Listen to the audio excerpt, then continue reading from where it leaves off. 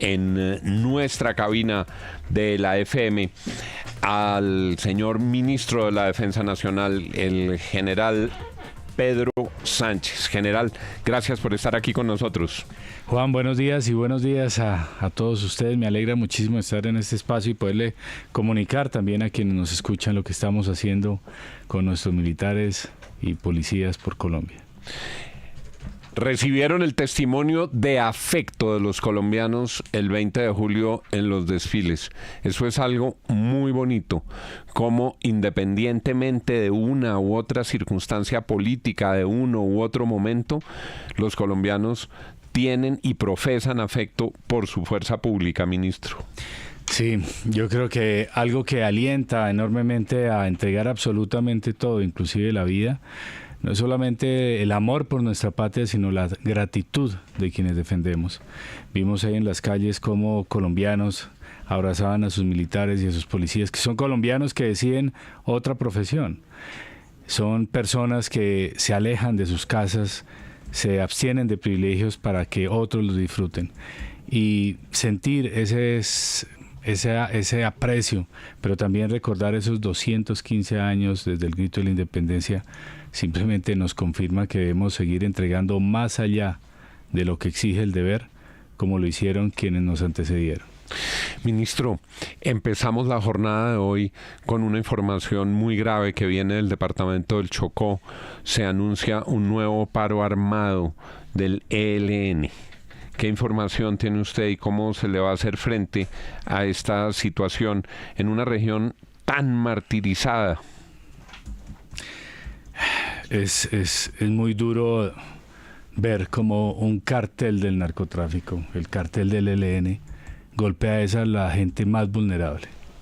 Usted lo ha dicho, en el Chocó hay colombianos que por las diferentes razones históricas, geográficas, sociales, como lo quiera uno analizar, pues ha sufrido muchísimos golpes. Y viene un cártel del narcotráfico ahora a costeñirlos con terrorismo, a afectarle la movilidad a los pescadores, a los transportadores, a los comerciantes, y anuncia este costeñimiento criminal que cínicamente lo llaman paro armado. Este grupo criminal lo hace de alguna manera en respuesta a una ofensiva importante que estamos adelantando allá. Hemos dado importantes golpes este año, pero uno específico fue este domingo en el área rural del municipio de Lloró, Chocó, en el cual llegamos a un centro de entrenamiento terrorista, donde estaban formando también a terroristas para atacar con drones, también para instrumentalizar a la población. Inclusive encontramos elementos con los cuales hacían propaganda terrorista a través de radio, encontramos unos computadores, y a raíz de ello la manera de aliviar la presión es anunciar un paro armado, que lo llaman así.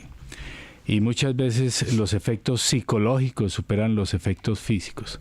Entonces simplemente enviar ese anuncio en una región que es bien amplia y que hemos desplegado nosotros todas las capacidades, pues genera claro que un caos y una percepción de inseguridad que no debemos desconocer.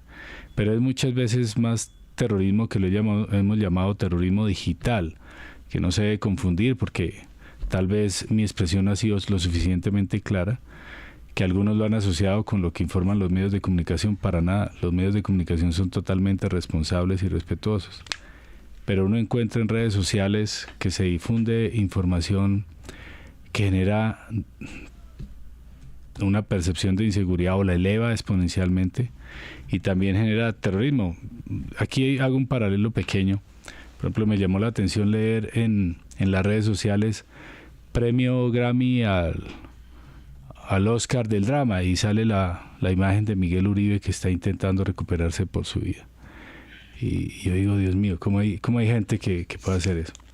Pues las redes sociales... Es una infamia. Sí. Es una infamia. Total. Y las redes sociales elevan exponencialmente esa percepción. Frente a ello, pues hay que actuar. Eso no hay duda. Nosotros hemos identificado cuáles son los puntos más sensibles, los puntos más críticos, especialmente en la vía que comunica de Pereira hacia Quibdó y también la vía que comunica de Medellín hacia Quibdó, pero también sobre el río Atrato y algunas zonas sensibles sobre el río San Juan. Frente a ello, hemos también propuesto, o le hemos dicho a la comunidad que nos ayude a denunciar para anticiparnos y neutralizar esa amenaza rápidamente, y ofrecemos una recompensa de hasta 20 millones de pesos por información que nos permita anticiparnos a cualquier atentado o evento criminal. En este momento está desplegado toda la tropa, más de 3.300 hombres se volvieron a reconfigurar para garantizar la movilidad y está totalmente garantizada, a pesar de que entendemos que ese terror ese terror digital puede influir de alguna manera en la percepción y en el movimiento de nuestros chocoanos. Tengo este chat lleno de preguntas y lleno de comentarios de nuestros oyentes para esta entrevista con el señor ministro de la Defensa, que está aquí en nuestra cabina. Vamos a recoger muchas de estas preguntas. Nuestros compañeros de la mesa también lo harán. Ministro, hubo ayer información sobre los riesgos que corre el alcalde mayor de Bogotá. Nosotros sabemos que aún antes de la revelación que se hubiera hecho por Noticias RCN, y así nos lo confirmó el alcalde Galán ayer, ya tenía información que no le había llegado por la fiscalía de que había unas interceptaciones sobre unos riesgos que su vida podía correr. ¿Qué saben ustedes de eso y qué se va a hacer en todo caso, independientemente de lo que sea la conclusión sobre esas interceptaciones, para garantizar la vida del alcalde Galán? Quienes combatan el crimen siempre estarán expuestos a las amenazas producto de ese mismo crimen. El alcalde ha sido muy enfático, ha tenido una posición muy clara de mano de la fuerza pública para combatir todo el crimen, y eso significa que también pues, puede ser susceptible de amenazas. Ayer también hablaban de una posible relación, por ejemplo, de quienes participaron en el atentado de homicidio contra nuestro contra nuestro senador Miguel Uribe, y lo asociaban con también que podría tener relación con el alcalde de Bogotá, estas amenazas. Sin embargo, la información que tengo en este momento es que no habría ninguna relación, pero pues será ya la investigación que está adelantando la Fiscalía de la mano de la Policía Nacional quienes nos confirmen quiénes están detrás de estas amenazas, o si es realmente una conexión o no entre los que intentaron contra nuestro senador y quienes manifiestan también tener amenazas contra nuestro alcalde. El alcalde en este momento tiene todas las garantías, toda la protección. Se revisó su esquema de seguridad de parte de la Policía Nacional, articulados con la UNP, y hay garantía total para el ejercicio de su labor como alcalde. Veo aquí en el chat, ¿y el alcalde de Medellín? Igual, el alcalde Federico Gutiérrez ha sido muy enfático en combatir el crimen. También podríamos hablar del alcalde de Cali, los atentados terroristas que ocurrieron, por ejemplo, el 10 de junio, que encontramos alguna información que iba también o que reflejaba una amenaza contra ese alcalde, porque quienes combatimos el crimen, pues obviamente somos una amenaza para ellos, y de la misma manera los criminales intentarán afectar a las personas que simplemente buscamos a proteger a todos los colombianos.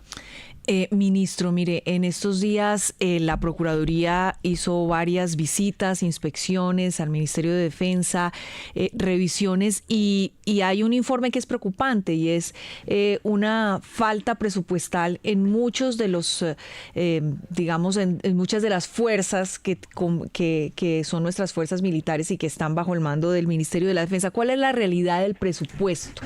¿Cuál es, dónde tenemos déficit? ¿Tenemos o no tenemos la plata para funcionar? ¿Dónde hace falta? Siempre existirá una necesidad superior a los recursos que nos dan. Aquí permítame extenderme un poquito para hablar del esquema de presupuesto del Ministerio de Defensa. Este año tenemos asignado un presupuesto de 60 billones de pesos, que es el más alto en precios constantes si se analizan los años anteriores. El año pasado fue de 59.3, el crecimiento ahí fue de 5.5%. En precios constantes, es decir, quitando la inflación para poder comparar, digamos, el mismo valor adquisitivo. Si lo miramos en términos porcentuales del PIB, es el 4.1% del PIB. Pero cuando lo miramos, el promedio de los años anteriores fue del 3.6% del PIB. Si bien es cierto, es más alto, también es más inflexible, porque el 79% del presupuesto que tenemos se va a pago de nómina, de gastos de personal, y se ha aumentado drásticamente a partir del 2021, 2022, y continuará aumentando hasta el 2028. ¿Y a qué se debe eso? Porque en el 2001, 2002 hasta el 2008 se incrementó el pie de fuerza para enfrentar las fuertes amenazas que teníamos en esa época. Y esos soldados que sirvieron a la patria pues cumplieron los 20 años de servicio y pasaron a la asignación de retiro a partir del 2021. Y se espera un crecimiento exponencial hasta el 2028. Además de eso, de tener que sacar la plata que nos llega para pagar la asignación de retiro merecida a aquellos que arriesgaron la vida, pues también hay un incremento en el pie de fuerza de la fuerza pública. Del 2022 a la fecha se ha incrementado en un 7%. Años atrás o periodos anteriores se redujo en un 11% y el anterior a ese en un 7%, en un 4%.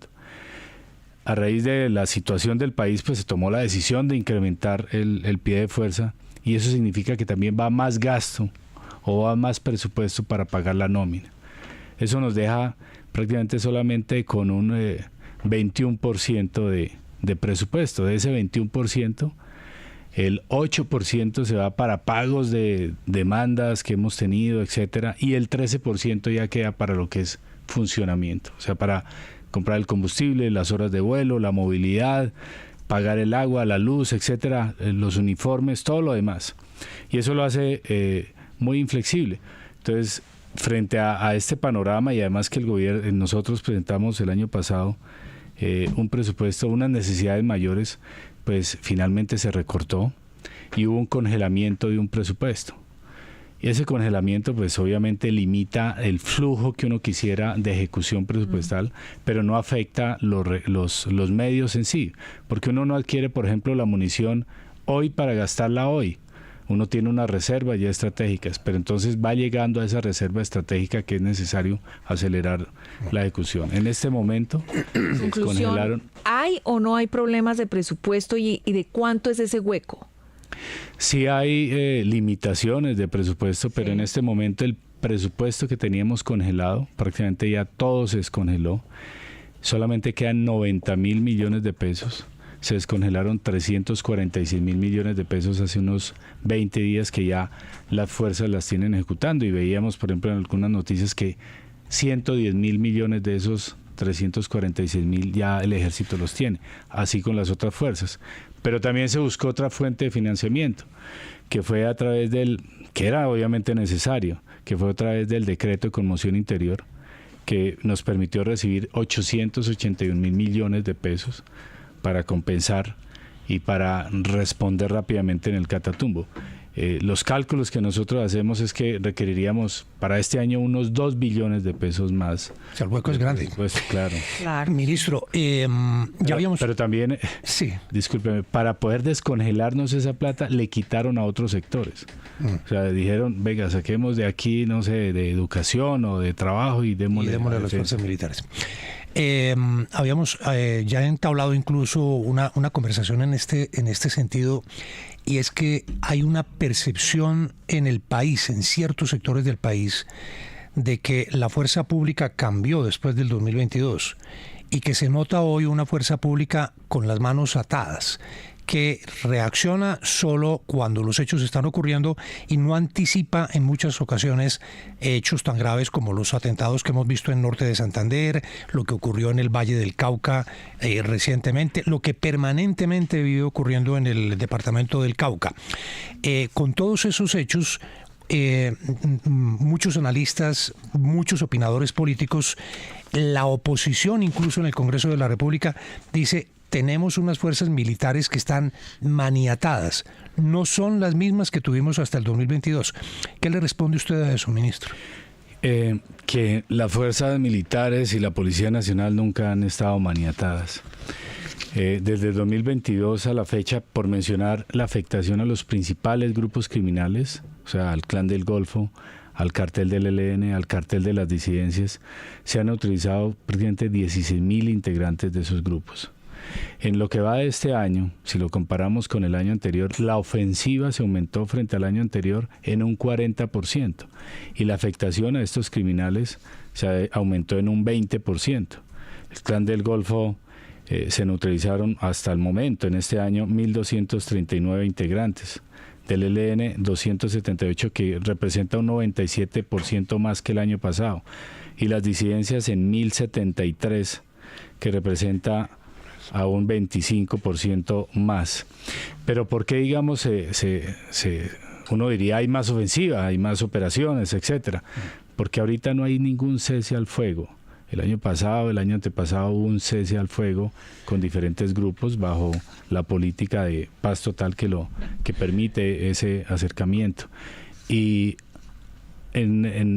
si hemos tenido también daño en la batalla es porque no hemos estado quietos.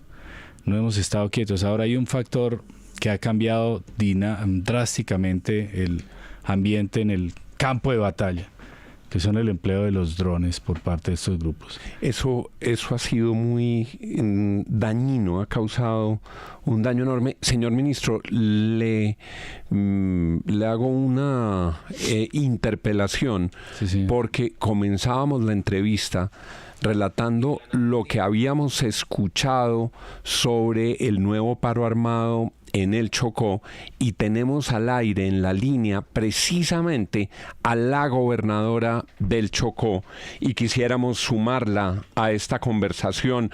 Gobernadora Nubia Carolina Córdoba, gobernadora del Chocó, gracias por sumarse a esta conversación con el señor ministro de Defensa. Buenos días, gobernadora. Buenos días, Juan. Un saludo para usted, para todo el equipo de trabajo de la FM y, por supuesto, un saludo para el señor ministro. El señor ministro nos acompaña aquí en la cabina, gobernadora, y empezábamos la entrevista recogiendo lo que han informado nuestros corresponsales y lo que usted había dicho. Yo le quisiera pedir en este punto que nos diera un parte actualizado de lo que está pasando con ese paro armado en el Chocó, para nuestros oyentes, para el señor ministro, para nosotros.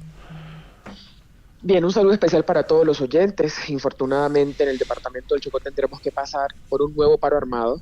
Este sería el segundo paro armado que el ELN anuncia para la totalidad del departamento del Chocó. Hemos tenido otros que han sido más bien sectorizados en las subregiones, sobre todo subregión San Juan y Baudó. Van nueve paros armados o constreñimientos ilegales más bien que ellos han perpetrado contra la población. Para este caso sería este viernes, el día 25 de julio y durante 48 horas. Hay una diferencia con este paro, y es que es el resultado de una operación que hace el Ejército Nacional conjuntamente con la Fuerza Aeroespacial, la Fiscalía General de la Nación y la Policía. Esta operación deriva del hecho de que en el departamento del Chocó, y usted lo sabe, se venían presentando casos de secuestro de algunas personalidades, como el director de la Carco de Chocó, como el registrador, como algunos comerciantes, que se están dando con la misma modalidad más o menos en la misma zona. Y frente a esto, el Ejército Nacional, con una orden directa desde el orden central, pues genera una operación en la cuenca alta del río Atrato, en el municipio de Lloró. La operación fue el pasado 20 de julio, domingo. Allí se consiguen material de guerra, drones, a propósito de lo que estaban diciendo.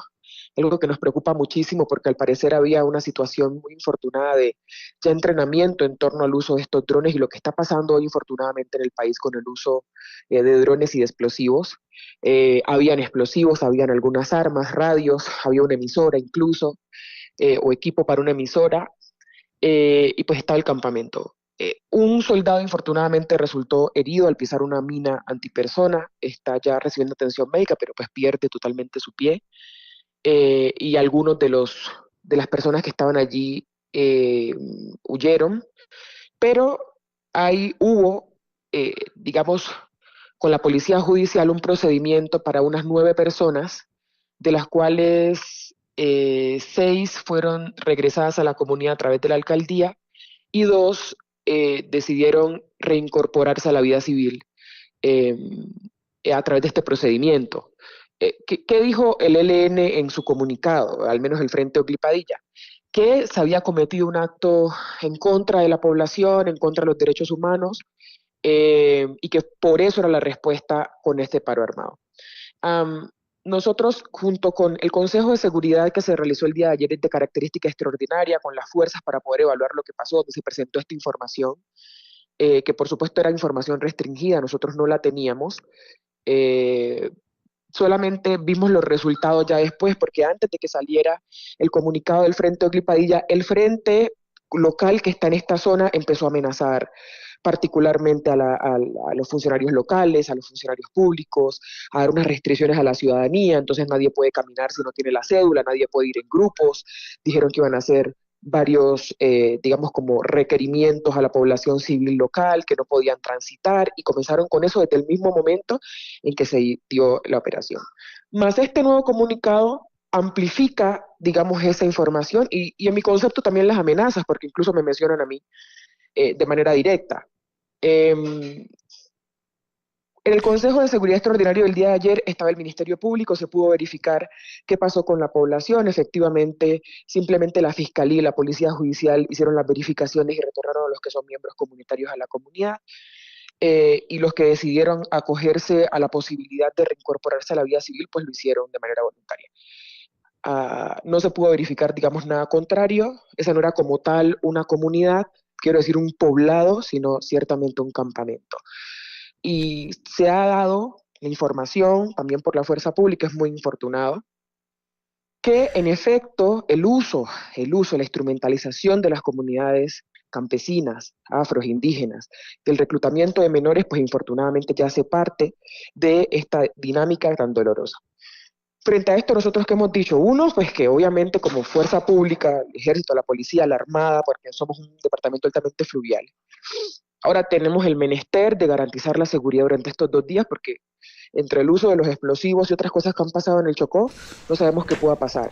Pedirle simplemente al señor ministro que tengamos desde ya, anticipadamente, ya que el anuncio ya se hizo, la capacidad que nunca la tenemos en el Chocó, casi siempre la hacen volar desde Medellín, desde Antioquia, de poder desactivar explosivos en la carretera o poder verificar los cilindros que ponen en las carreteras con las banderas, porque eso es lo que hace que detengamos la vida en el Chocó prácticamente por 1 día, 2 días, mientras esperamos que vengan de Medellín, que se pueda hacer, se tiene que hacer con mucho cuidado. La verdad es que hemos perdido soldados en esas verificaciones. La verdad es que han puesto francotiradores en esas verificaciones, pero creo que cuando se nos avisa anteriormente y después de 9 veces, ya se puede preparar de mejor manera para que no se cumpla el cometido que se tiene de detener la vida en el departamento del Chocó. Son las 7 de la mañana, 19 minutos. Estamos sosteniendo un diálogo al aire con la señora gobernadora del Chocó y con el señor ministro de la Defensa que está en nuestra cabina a raíz del paro armado, del nuevo paro armado del ELN en el departamento del Chocó. Señor ministro. Señora gobernadora, buenos días. Me alegra muchísimo saludarla y también aprovecho para hacerle ese reconocimiento que tiene usted frente al liderazgo que ha ejercido como gobernadora del Chocó para no solamente preocuparse por aspectos sociales, sino principalmente en seguridad. Tomo plenamente nota de todas sus recomendaciones, las cuales me confirman que han sido analizadas internamente y está desplegada una estrategia para anular esta posibilidad que tienen estos criminales de generar un terror, como usted bien lo mencionó, colocando explosivos, banderas, etcétera, que multiplicado en las redes digitales pues eleva exponencialmente la paranoia en algunos casos. Obviamente no debemos subestimar esa amenaza o desconocer esa amenaza, pero detrás de esas banderas pues también hay explosivos o francotiradores que tenemos que hacerlo con toda precaución, pero tenga toda la confianza, como siempre la ha tenido en su fuerza pública, que entregaremos absolutamente todo. Muchas gracias, ministro. Gobernadora, ¿alguna otra solicitud puntual, alguna otra urgencia, necesidad, requerimiento frente a lo que le está diciendo el señor ministro? Yo justamente estaba escuchando, Juan, lo que el ministro estaba diciendo sobre la diferencia entre estar en tiempo de paz o no, o por lo menos en los intentos de tiempo de paz. En este caso, cuando se intenta la paz total, se intenta el acercamiento de paz con el ELN, se intenta el acercamiento de paz con el Clan del Golfo, ninguno de los dos, en mi concepto, con intenciones claras de precisamente hacer la paz en el contexto territorial, porque eso implica, lo primero que eso implica es no agredir de ninguna manera a la ciudadanía y no poner a la ciudadanía de ninguna manera en medio de sus intereses y posteriormente de las violaciones que eso genera en sus derechos humanos. Y para los dos casos de los dos grupos que están en el Chocó, Clan del Golfo y ELN, en donde se ha intentado, o más bien se ha anunciado una voluntad de paz que finalmente no se concretó en ese tipo de acciones, pues terminó resultando en que hoy no lo tenemos. En el Chocó el único proceso que queda es el de paz urbana, con las bandas criminales que se mantienen en la voluntad de paz, pero pues que infortunadamente como proceso no ha avanzado para nada. Entendiendo que no estamos en un momento de cese al fuego, creo que cuando se pasa de la defensiva a la ofensiva, pues hay otras características. Fíjese cómo este es el primer paro en donde no es una reacción defensiva, sino se debe a una razón ofensiva. Y creo que desde que, o en la medida en que nuestra capacidad de las fuerzas, de nuestras fuerzas, las que están para defender la democracia y a los ciudadanos, pueda de alguna manera contener este tipo de cosas que definitivamente lo que buscan es desestabilizar los territorios, pues hay una ventaja, hay de alguna manera una posibilidad de que la ciudadanía tenga la confianza y la tranquilidad de que hay una institucionalidad aquí para al menos gestionar conjuntamente esto. Una cosa que me preocupó de manera muy particular, yo sé que los mandatarios locales, los servidores públicos, ahora tienen una amenaza particular, hablando de algo que es totalmente falso, de que es que al parecer se está con un grupo o con el otro, o que se habla de un grupo o con el otro, pero Juan, ¿cómo una gobernadora no va a decirle a la opinión pública y no va a salir a defender a su ciudadanía cuando hay anuncios como estos, cuando hay cierres con banderas, cuando hay uniformes, cuando hay secuestro, cuando hay, en este caso, explosivos marcados con las letras, las insignias y los colores en medio de nuestras carreteras, las pocas que tenemos? Eso es algo connatural a la obligación del mandatario en torno a defender a su ciudadanía. Entonces yo sí creo, en todo caso, felicitar, señor ministro, a nuestras fuerzas que han desarrollado esta operación después de haber recibido toda la preocupación, el daño, el miedo que se ha generado en esta zona del departamento del Chocó. Señor ministro.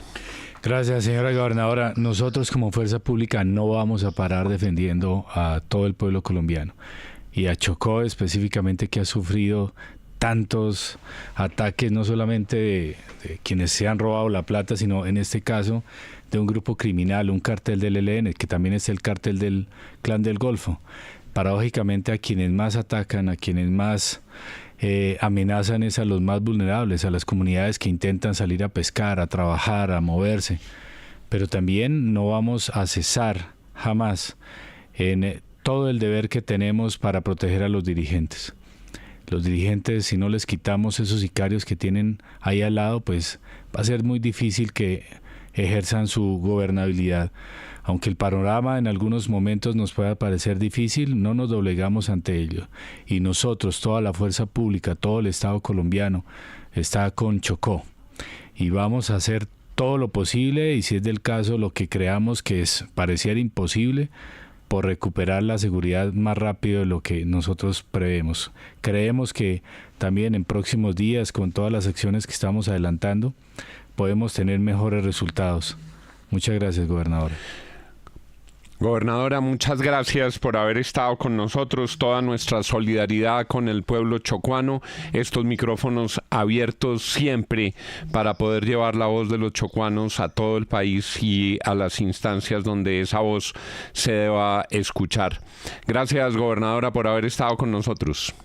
Muchas gracias, Juan, a usted, al equipo y a la ciudadanía. Gracias. 7:25. William Calderón estaba levantando la mano. Ministro, es que ayer el presidente Petro habló del cambio de doctrina en las fuerzas militares y dijo una cosa que ha pasado un poco inadvertida, pero que me gustaría saber su opinión al respecto, y es que cambió la doctrina y desapareció lo que se conocía en Colombia como la figura de enemigo interno. Como lo acaba de escuchar usted de la propia gobernadora del departamento del Chocó, el ELN, que es un grupo terrorista de décadas atrás en el país, ha sido enemigo de muchas regiones del país y de Colombia. Era considerado un enemigo interno. Las FARC eran consideradas enemigos internos. El Clan del Golfo, enemigo interno. Pero con lo que dice el presidente, eso ya no existe. ¿No hay enemigo interno? Bueno, creo que la democracia es tan rica que ha dado la oportunidad de que el señor presidente de la República, que estuvo en un grupo que se declaró ilegal en su momento y que el Estado mismo lo llevó a un proceso de paz y fue elegido ahora presidente de los colombianos, pues ese tiempo que lleva como comandante supremo de las Fuerzas Armadas también le ha permitido conocer quiénes son las Fuerzas Armadas, quiénes las integramos. Y hay un eje transversal en toda la doctrina de nosotros, desde hace varias décadas, que está enfocada a trazabilidad con derechos humanos. O sea, nosotros somos respetuosos totales de los derechos humanos. Y nosotros somos un microcosmos del pueblo. Y no solamente podríamos decir que somos el pueblo, sino que defendemos el pueblo. Entonces, no hay, y tampoco se ha concebido al interior de la fuerza pública en sus manuales de doctrina ese término. Sin embargo, sí se habla, digamos, de las amenazas internas o amenazas externas cuando se refiere al Clan del Golfo, a las disidencias de la FARC, como lo dijo usted, o al ELN. En esa línea, simplemente yo recojo las palabras del señor presidente en el sentido que al conocer mejor a la fuerza pública, siente una confianza total de que es una fuerza pública que jamás ha tenido como enemigo al mismo. Pero, ministro, pero la pregunta puntual, entonces, para las fuerzas militares hoy, el ELN, las FARC, el Clan del Golfo, ¿no son enemigos internos? Son unos carteles del narcotráfico y unas amenazas contra... ¿No son enemigos internos? No, nosotros no la definimos así. Nosotros, digamos, la definimos como amenazas contra el Estado colombiano.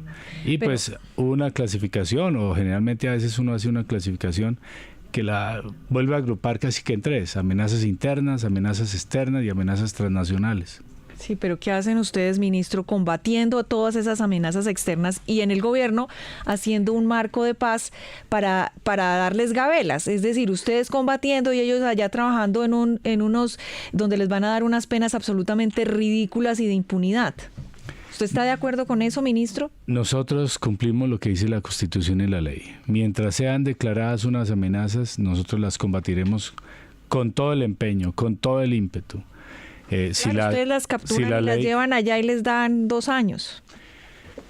Yo no soy el que legislo, las fuerzas militares no son las que legisla, la Policía Nacional no es la que legisla, es el pueblo colombiano que elige un sistema de gobierno, que elige también unas ramas del poder público, etcétera, y a sus gobernantes, y cada uno es independiente y autónomo en determinar cómo es. Pero ustedes sí pueden hablar de la inconveniencia de determinados proyectos como el que están trabajando en el Ministerio de Justicia, ¿o no? Nosotros planteamos siempre las observaciones que vemos en los proyectos que puedan impactar en seguridad y defensa. Y eso se manifiesta en las reuniones privadas, al igual que en un consejo de redacción. Algunos propondrán un tema, otro dirá, no, es mejor etcétera, pero al final saldrá un tema. Ya le corresponde a quien tenga el liderazgo en temas judiciales. ¿Lo ha manifestado en esas reuniones privadas, la inconveniencia? Hemos manifestado lo que le conviene y lo que no le conviene al país en todo el marco, digamos, del avance de los procesos de la paz total. 7:30. Nuestros compañeros en distintas regiones del país levantan la mano también. Olga Lucía Cotamo en Cúcuta. Don Juan, muy buenos días. Ministro, muy buenos días. Buenos la zona días. de Catatumbo, infortunadamente, se siguen incrementando las acciones violentas y el ejército, el pasado fin de semana, lamentablemente, fue víctima de drones con explosivos por parte del ELN. La pregunta que nos hacemos es que estos grupos armados constantemente utilizan drones con explosivos y se fortalecen, mientras que el ejército y la policía no cuentan con las estrategias y herramientas que se requieren precisamente para defenderse y para proteger a la comunidad. Usted habla que no hay presupuesto, pero ya prácticamente queda poco el gobierno de Gustavo Petro y al parecer este panorama va a empeorar, ministro. Lamento enormemente el asesinato de nuestros 3 soldados y las heridas que le causaron a 8 militares más estos ataques con drones. Es una realidad que hemos afrontado, no desde ahorita, sino que desde tiempo atrás. Es más, hace unos 8 años yo veía el sistema antidrones que teníamos aquí ya en Colombia, pero definitivamente la rapidez con que adquieren los drones y los utilizan estos criminales es mucho más rápido que la capacidad de responder de parte de nosotros, por diferencias básicas. Una de ellas es que ellos no obedecen a ningún proceso burocrático o contractual o un procedimiento para inscribir en la página X para que se publiquen allá los pliegos, etcétera. Ellos lo pueden comprar rápidamente. Eso les permite acceder a esa capacidad mucho más rápido. De parte de nosotros hemos incrementado la capacidad antidrón. Allá en el Catatumbo se adquirieron sistemas antidrones. La unidad que fue atacada acaba de ser abastecida, era una unidad móvil. La capacidad antidrón la tenemos desplegada en gran parte del territorio. No es que no tengamos nada, no, sí tenemos, pero no es suficiente. Por ello hemos acelerado también 2 líneas. La primera de ellas es desarrollar nosotros mismos la capacidad antidrón a través de la empresa Codaltec del Ministerio de Defensa, mientras paralelamente adquirimos sistemas antidrones, y por otro lado regular el uso de los drones y los antidrones. ¿Ayudaría enormemente? Claro que sí, aunque no es la única solución.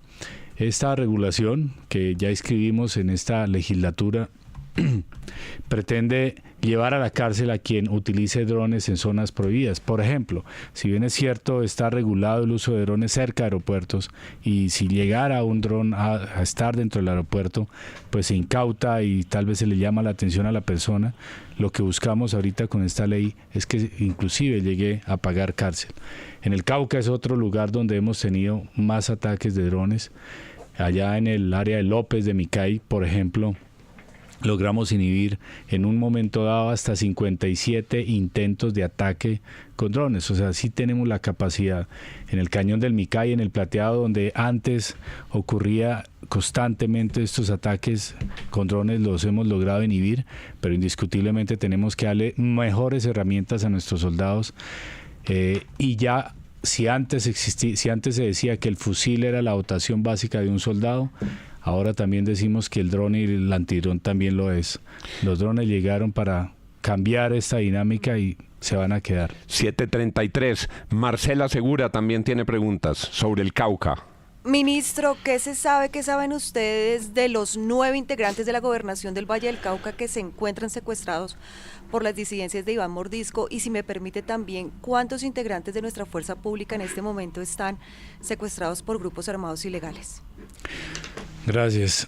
Hemos interactuado permanentemente con la Defensoría del Pueblo, con la Gobernación del Cauca, con los organismos humanitarios para que liberen a los 9 civiles, 7 mujeres y 2 hombres que estaban allá en el Cauca, en el área de López de Micay, y que fueron secuestrados, muchos de ellos madres o padres de familia, y que estaban haciendo trabajos sociales. Hemos dado absolutamente todas las garantías, he publicado a través de todos los medios, inclusive envié un audio para que lo escucharan allá los integrantes de esta comisión humanitaria y se lo mostraran a estos criminales de la Jaime Martínez, una estructura criminal de alias Mordisco que delinque en esa zona, y que escuchara claramente que, primero, hay todas las garantías de parte de la fuerza pública para facilitar la liberación de estos secuestrados. Segundo, no estamos ni vamos a adelantar una operación de rescate porque pondría en grave riesgo la seguridad y la integridad de los secuestrados. Tercero, este grupo los iba a liberar ayer, pero se abstuvo de hacerlo diciendo que hicimos un asalto, un desembarco, etcétera, en un sitio que se llama Nayita. Eso queda al oriente de López de Micay, y la liberación se pretende dar al occidente de López de Micay. Entonces decimos, no, estamos a casi 100 kilómetros del sitio de liberación, esto no está interfiriendo, y en ese Nayita lo que ocurrió fue que llegaron unos helicópteros a llevar abastecimientos, porque no podemos dejar a la tropa que se muera de hambre, que ya llevaba casi 4 días sin recibir abastecimientos. Esperamos que tengan un sentido humanitario, si es que lo tienen estos grupos, que creo que sí, al menos eso, y liberen a esos 9 colombianos, civiles todos, el día de hoy. Y por otra parte, respecto a los secuestrados que tenemos, son 4, 2 militares y 2 policías.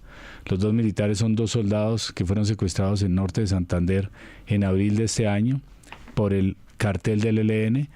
Muy seguramente lo tienen es en territorio por fuera de Colombia, en Venezuela.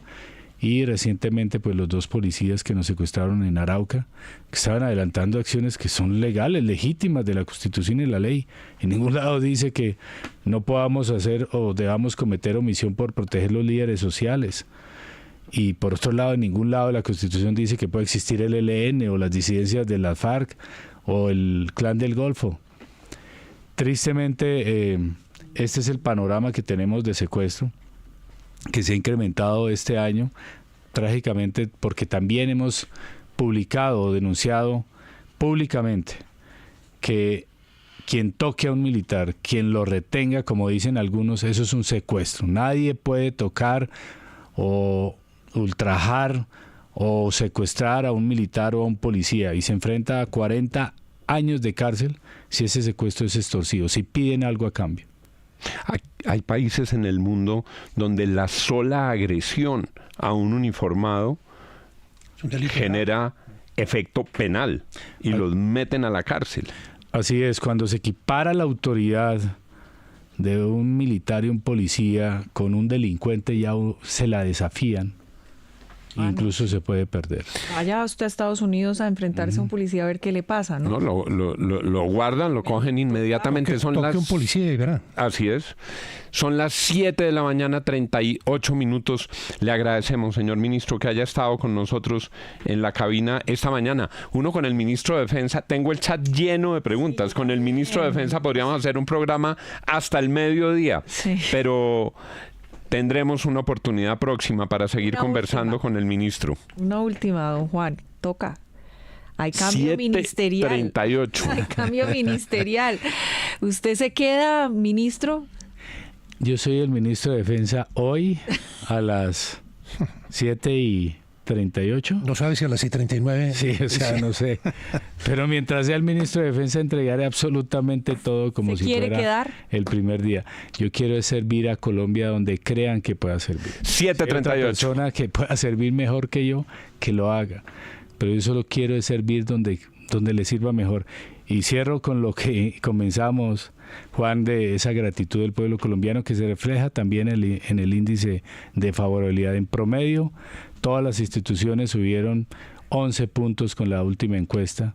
Eso significa que debemos dar más. Y la gente quiere, los miembros, él me mostró una encuesta de que la gente, los miembros de la fuerza militar sí están motivados. Es así, y son las 7:39, doña Darcy Quinn. Señor ministro, muchas gracias por estar con nosotros. A usted, muy amable. Feliz día a todos los colombianos y a todo el mundo. Muchas gracias. Gracias, ministro. 7:39. Hay decisiones que